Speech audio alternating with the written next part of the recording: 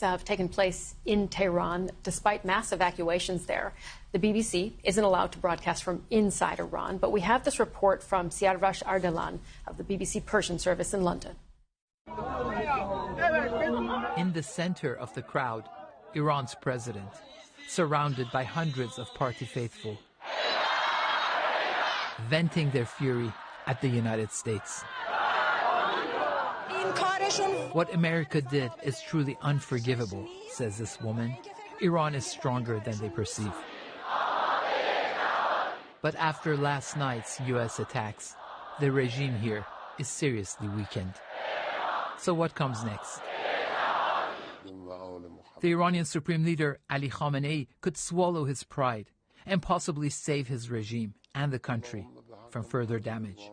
Or he could fight on and risk everything.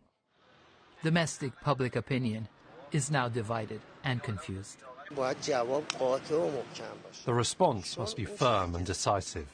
What's at stake here is the very identity of being Iranian. In my opinion, Iran needs to engage in some reflection and contemplation.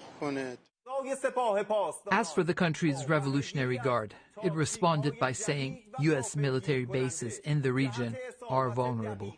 But they know retaliation would invite further U.S. attacks.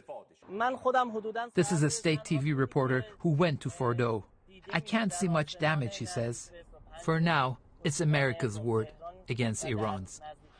Weakened and humiliated, the Iranian regime will struggle to maintain its credibility and grip on power in the face of widespread discontent. Siarvash Ardalan, BBC News. We can speak now to Bahman Kalabasi, correspondent for BBC Persian, who's joining us. Bahman, very good to see you.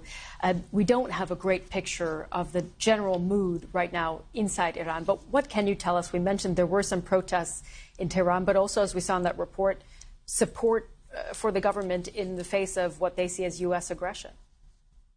There's definite mass discontent with this regime, and the immediate need that talking to people is very obvious is for this strike and counter-strike cycles to end. The Israelis stop attacking Iran and Iran stop retaliating. That is the first thing that much of the public is hoping would happen as soon as possible. There has been many civilian casualties, the infrastructure is being hit, and the lives of millions of people have been disrupted. It's one thing to hear bombers and drones on TV, but it's another thing to live under them day in and day out and hear those voices and be worried that your area, your neighborhood could be next. So that is the reality in the short term. But in the medium term and the long term, I think a lot of Iranians would want this to end permanently, which means they do not want the government to retaliate at all. Of course, there are hardliners who support the regime, and there is some rallying around the flag effect of this as well.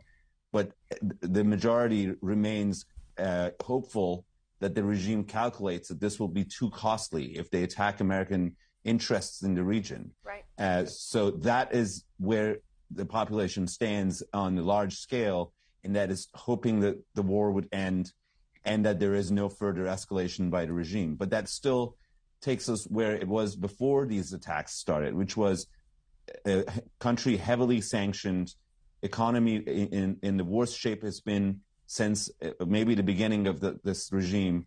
And there's no light at the end of the tunnel without some sort of a negotiated settlement that opens up Iran's economy, that lifts the sanctions. And that feels far away right now. So what options do you think does that leave for the Iranian regime?